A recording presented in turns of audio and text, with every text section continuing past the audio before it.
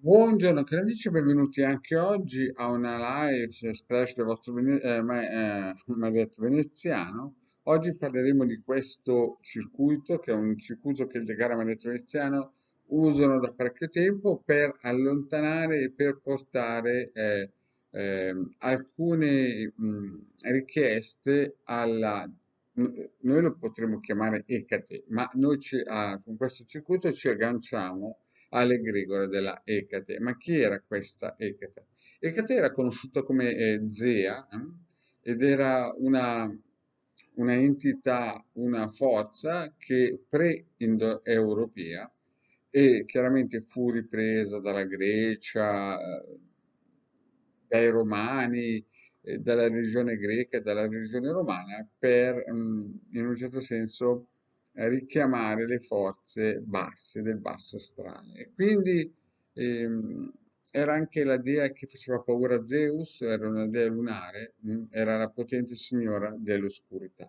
E quindi quando si usa questo circuito, quando si vuole aggrapparsi all'egregora del basso astrale, eh, delle forze lunari. In altre parole, quando si vuole allontanare, quando si vuole, in un certo senso, dare un là a certe situazioni difficili. Quindi, chiaro che è un circuito pesante, è un circuito che non si può utilizzare facilmente, cioè con leggerezza, proprio perché è indicato per richiamare questa egregora di questa Ecate, che è antichissima, è pre-indoeuropea, quindi avrà come minimo 20.000 anni. Questo è un simbolo, un sigillo che cerca di aggrapparsi a queste forze oscure.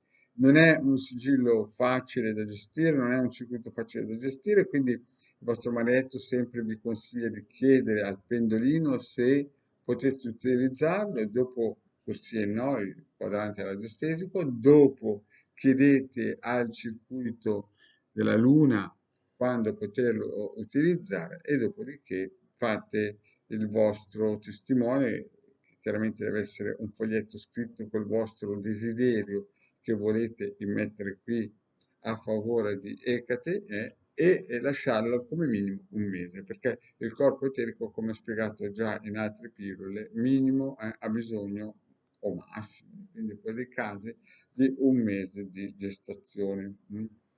Chiaramente Ecate è praticamente il corrispettivo del nostro Lucifero, mm, per quanto riguarda la religione di Stato che abbiamo attualmente, e quindi può essere in un certo senso frainteso, perché chiaramente Lucifero ha una doppia faccia e lo stesso Ecate. Quindi dovete pensare che utilizzare questo circuito bisogna utilizzarlo con i dovuti modi, per le dovute situazioni. Se sono situazioni difficili, allora si usa Ecate.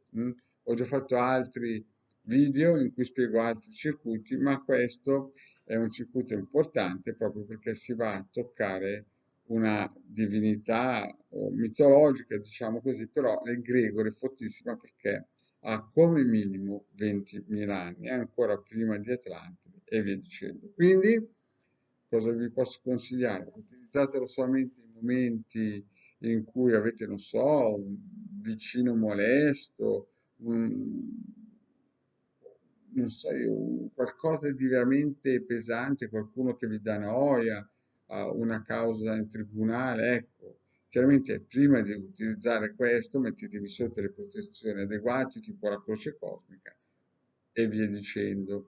Comunque continuate a guardare le pillole a vostro marito veneziano e mi raccomando, trovate questo circuito nell'ebook gratuito nel sito del capitano, i link sono sotto qui in descrizione. Il De Garavaglia Veneziano vi saluto, grazie e alla prossima, ciao.